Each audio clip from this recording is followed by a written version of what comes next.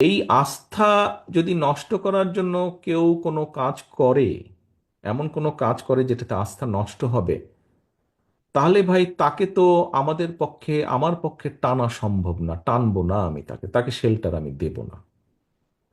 এখানে দলকে স্বার্থপর হতেই হবে। কোনো ব্যক্তির কারণে, কোনো নেতার কারণে, কোনো কর্মীর কারণে যদি মানুষের আস্থা নষ্ট হয়, তাকে আমরা ওন করতে পারবো না। বিকজ আমরা বহু ঝড় ঝঞ্ঝার ভিতর দিয়ে আজ এখানে এসে দাঁড়িয়েছি, বহু অত্যাচার নির্যাতনের ভেতর দিয়ে এখানে এসে দাঁড়িয়েছি আজকে আমরা। কাজেই আমাদের পক্ষে আর সম্ভব না যে কেউ নিজের বিষয়, নিজের স্বার্থ নিয়ে এমন কিছু করবে যেটা দলের স্বার্থকে আঘাত করবে, ক্ষতিগ্রস্ত করবে।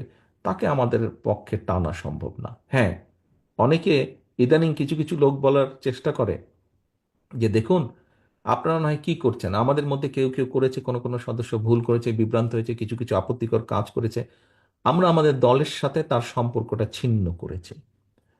এতে কি হবে কেউ কেউ বলে। এতে কি হবে সেটা হচ্ছে পরের ব্যাপার, কিন্তু আমি আমার অবস্থান পরিষ্কার করেছি। হ্যাঁ, হয়তো সবগুলা ব্যাপার আমরা এরকম আরো কেউ কেউ করছে, আমরা হয়তো সবগুলা ব্যাপার অ্যাড্রেস করতে পারছি না।